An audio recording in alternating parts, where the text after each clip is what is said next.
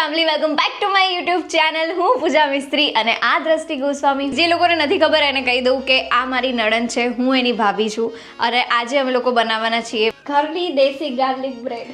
હા, એવું નામ અમે આપ્યું છે, બરાબર, કારણ કે આ આમ લોકો એક રીલમાં જોયું હતું તો આપણે જોઈએ કે ભાઈ એ વસ્તુ પોસિબલ થાય છે કે નથી થતું. તો અમારા દેશી ઘરમાં અમે લોકો બનાવીશું દેશી ગાર્લિક બ્રેડ.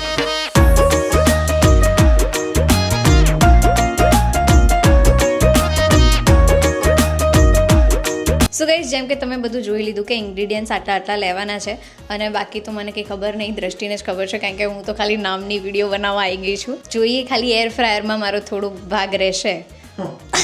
પેલું પેપર છે એર ફ્રાયરમાં નીચે મૂક.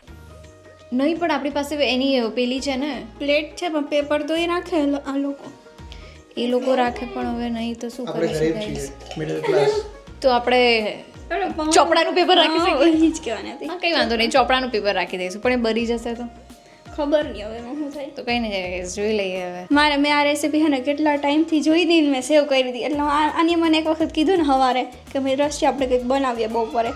એટલે હે ને મને હતું કે ભાઈ આ બનાવીએ તો મને એ રીલ જ મગજમાં આવી ગઈ. પછી મેં કીધું કે આપણે બનાવીએ કારણ કે એમાં ઘરની જ બધી વસ્તુ છે, બહારથી તો ચીઝ એક તમારે લેવું પડે બસ. ઓવન નથી કે એર ફ્રાયર નથી ને, એ લોકો બી મતલબ તવામાં બનાવી શકે છે. જે ઢોસાની તવી આવે ને એની ઉપર મતલબ તમે બ્રેડ મૂકીને પછી એની ઉપર કંઈક તમે ઢાંકી દો ને તો પછી થઈ જાય. દેશી ગાર્લિક બ્રેડ છે, એનું જે પ્રોપર બેઝ છે જેનાથી એ પ્રોપર દેશી ગાર્લિક બ્રેડ કહેવાય છે. આપણે પહેલાં એ બનાવી લઈએ અને બહુ જ મસ્ત પેસ્ટ બનવાની છે અને કાઇન્ડ ઓફ તો પિઝા જેવું જ છે. તો ફર્સ્ટ આપણે એડ કરીશું લસણની ચટણી અને એના પછી આપણે શેઝવન ચટણી 1 ટેબલ સ્પૂન લઈશું.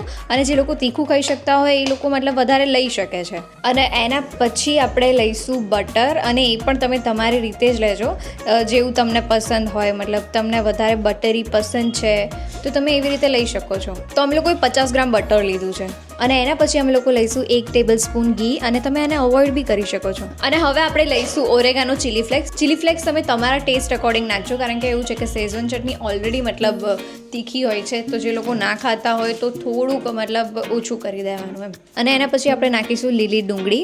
અમે લોકોએ તો લીલી ડુંગળીના પત્તા નાખ્યા છે, બટ ઇફ અગર તમારી પાસે ના હોય તો અને થોડોક પિઝા જેવો ટેસ્ટ જોઈતો હોય ને તમારે તો પછી તમે જે નોર્મલ જે ડુંગળી આવે છે એ બી નાખી શકો છો, એનાથી બી ટેસ્ટ મસ્ત જ આવશે. પછી હવે આપણે એડ કરીશું કોથમીર. કોથમીર એક એવી વસ્તુ છે ને કે જેમાં તમે નાખો ને ટેસ્ટ આખું ચેન્જીસ થઈ જાય.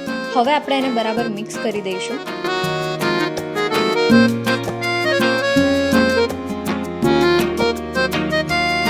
વાવ, બહુ મસ્ત ટેસ્ટ આવી રહ્યો, મતલબ સ્મેલ આવી રહી છે, સ્મેલ મસ્ત આવી રહી છે.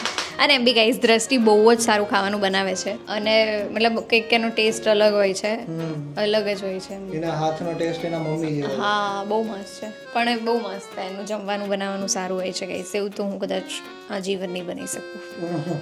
અમે લોકોએ છે ને આ જે બ્રેડ છે એ અમે ગાર્લિકવાળી લીધી છે, બરાબર. તો ઓલરેડી મતલબ એમાં ટેસ્ટ ગાર્લિકનો છે જ. તો તમને મતલબ ગાર્લિક વધારે પસંદ હોય તો તમે આવી બ્રેડ લઈ શકો. તો અધરવાઇઝ તમને એ બ્રેડ ના મળે તો તમે છે ને જે પેસ્ટમાં આજે એની અંદર લસણ વધારે નાખજો. એટલે આપણે બટર નાખી દઈશું બ્રેડ પર. તો ગાઈઝ હવે શુભ ઘડી આવી ગઈ છે, મેઇન કાર્ય થવા જઈ રહ્યું છે.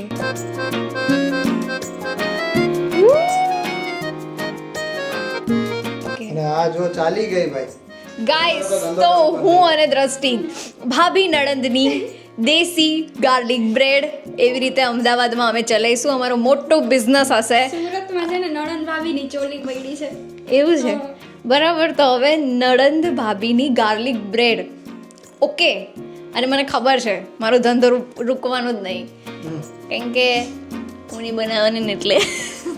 હવે ક્યાંય પણ તમે જાઓ ને સ્ટ્રીટ પર કંઈ ખાવા જાઓ યા કોઈ બી રેસ્ટોરન્ટમાં જાઓ કે ક્યાંય બી જાઓ, ચીઝ વગર કંઈ નથી. ગાઈઝ, દુલ્હન રેડી છે, બટ આના પહેલાં હું તમને એક શાયરી સંભળાવવા માંગુ છું, બરાબર.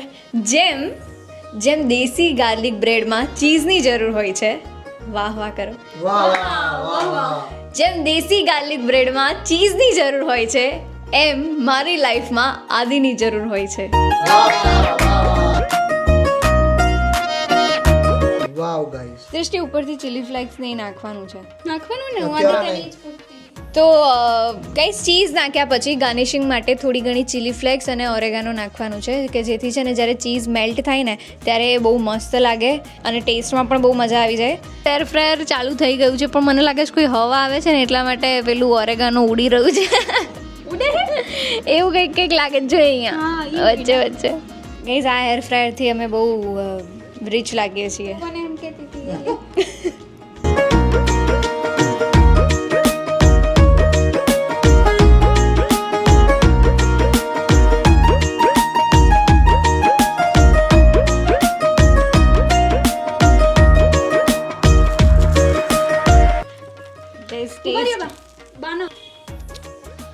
બહુ મસ્ત છે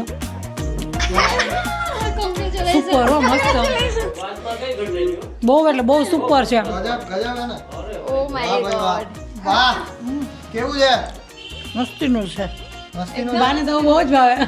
મને તો આવું હોય તો કઈ જોઈએ જ નહીં અરે બાપ. નંદાભાઈ હાટન છે ને મસ્ત કઈ ઘટે નહીં, બહુ મસ્ત છે. હે ને થેન્ક યુ. મજા જ આવી ગઈ એમ.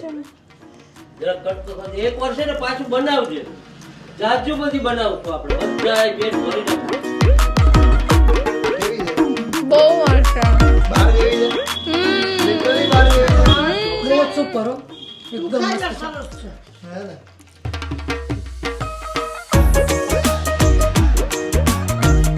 ભાઈ લિટરલી બાર જેવી જ છે. સિરિયસલી ભાઈ આવો ટેસ્ટ મેં બહાર પણ નથી ખાધો. એટલું જોરદાર છે. બહાર કરતાંય સરસ છે આ. તો બંને નણંદભાઈ ગાર્લિક બ્રેડની દુકાન ચાલુ કરશું આપણે. હવે કઈ ધંધો મૂકી દેવો છે આ વિડીયો પછી. હવે આપણે ચાલુ કરીશું દુકાન. વાહ ગાર્લિક બ્રેડ બહુ જ ભાવી. રિએક્શન બહુ જોરદાર હતા. બધાને દાઢમાં રહી ગઈ. મારા ભાભો તેમ જ કહે કે મને દાઢમાં રહી ગઈ ગાર્લિક બ્રેડ. હવે પાછા મોટા પપ્પા આવે ત્યારે પાછી બનાવશું. અને બીજી વસ્તુ થઈ કે બહાર તમે જાઓ તો ત્યાં કેવી વસ્તુ હોય શું હોય એ આપણને ખબર તો ન હોય, પણ ઘરે અમે બનાવી, અમે બધી વસ્તુ આમ જોઈને બનાવી એટલે અમને વધારે ભાવી. એમ કે ભાઈ ઘરનું છે તો વધારે ખાવાનું મન થાય. બહાર હોય તો પછી એમ થાય કે ભાઈ કેવું હોય છે કેવું ને મનમાં સંકોચ રહી જાય. એટલે તો તમે એક વખત જરૂર ઘરે ટ્રાય કરજો. બહારથી પણ વધારે સરસ બને છે. અને આ ઘરે બનાવી બહારથી અડધી કિંમતમાં બની જાય છે ઘરે. તો તમે એક વખત જરૂર ટ્રાય કરજો. બહુ જ મસ્ત થઈ છે. તો જેમ કે દ્રષ્ટિએ કીધું બધાના રિવ્યૂઝ બહુ મસ્ત હતા. ઘરે એટલી સરસ રીતે મતલબ બહાર જેવી જ બને છે. તો એવું બી નહીં કે ભાઈ બહારનો ટેસ્ટ અલગ છે ઘરનો ટેસ્ટ અલગ છે. પ્રોપર બને છે. નેક્સ્ટ રેસીપી કઈ જોઈએ છે યા નેક્સ્ટ વિડીયોઝ એની ઉપર જોઈએ છે મને જરૂરથી કમેન્ટ કરજો. તો yeah that's it for today's vlog. Thank you so much for watching this video. જો આ વિડીયો ગમે હોય તો લાઈક કરજો, ચેનલ પર ન હોય તો સબસ્ક્રાઇબ કરજો. ત્યાં સુધી બધાને હર હર મહાદેવ. જય શ્રી રામ. બાય.